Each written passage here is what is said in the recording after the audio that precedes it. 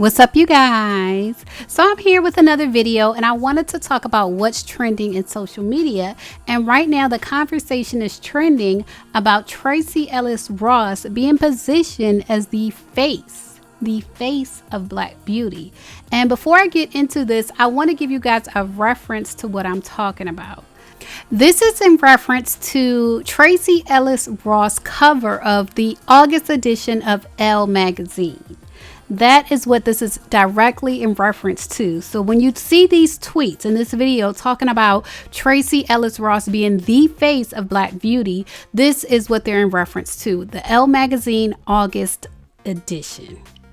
And the edition, the article in this was written by Kerry Washington, and it features Tracee Ellis Ross. So before we get into this conversation, let's just get into the article first. And then we're going to have a conversation about women who are biracial being positioned as the face of Black beauty by mainstream magazines like Elle magazine.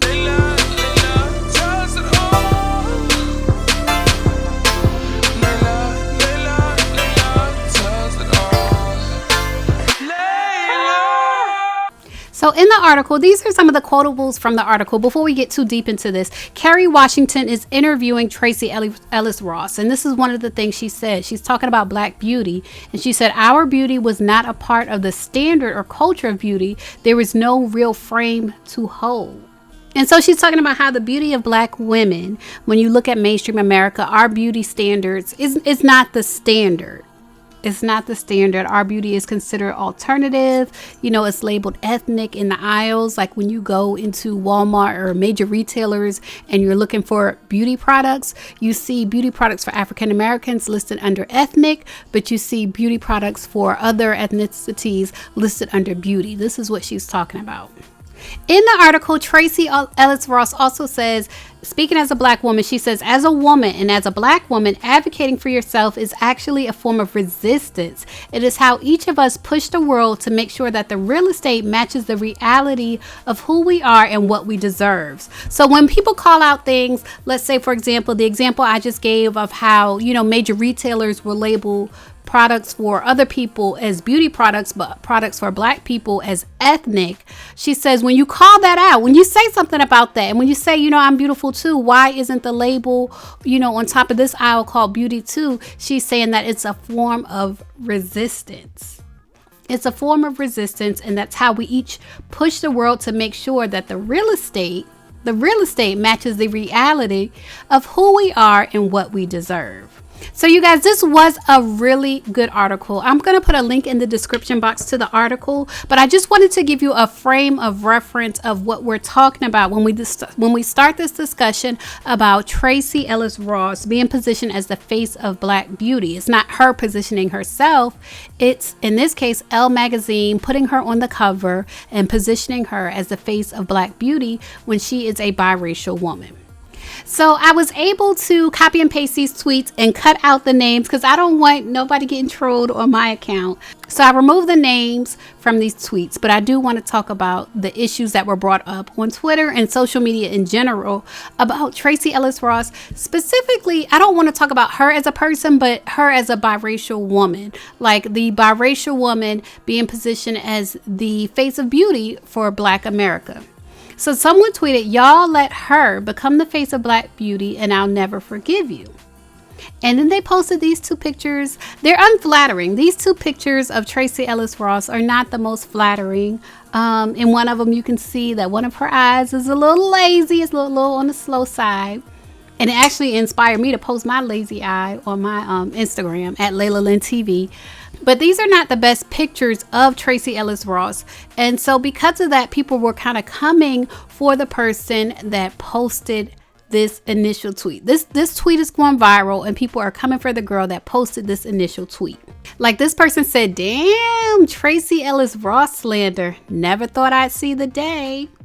And that's because Tracee Ellis Ross is so unproblematic. Just as a person, as an actress, as a comedian, like she's a really unproblematic person. So as this tweet went viral, you see there are a lot of people who are coming for the original person who made the tweet, and they are basically standing up for Tracee Ellis Ross and any slander against her.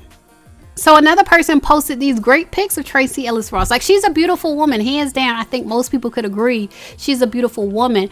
I don't think that's the issue. I think the issue is her identity as a biracial woman. And so there are hundreds, like I said, this tweet went viral. So there are hundreds of tweets like this, like basically defending Tracee Ellis Ross. And then another person says she's a beautiful woman, but she shouldn't be the face of Black beauty. She's half white, which is true. Tracee Ellis Ross is a biracial woman.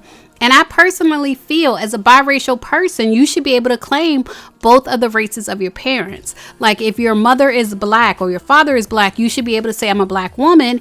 If your mother is white or your father is Black, you should be able to say, I am a white woman. I think it should go both ways.